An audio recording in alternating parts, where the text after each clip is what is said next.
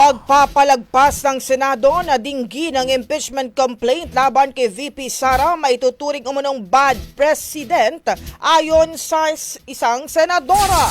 Brigada Ann Cortez, si Brigada mo! Brigada Live Report. Iginiit na Senate Deputy Minority Leader Risa Hontiveros na may tuturing na sobrang bad president kung papalagpasin nila na dinggin ang impeachment complaint laban kay Vice President Sara Duterte.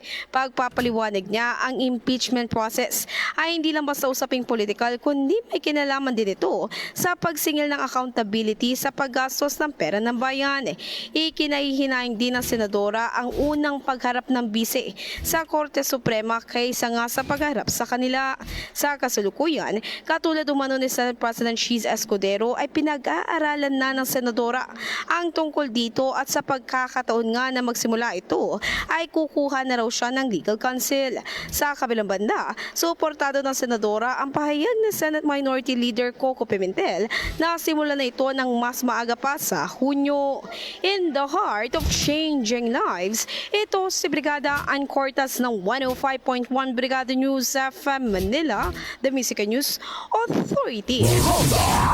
Brigada. Ang bahaging ito ay hatid sa atin ng Power Cells Herbal Capsule. Tuldukan ang sakit dahil ikaw ang sandigan.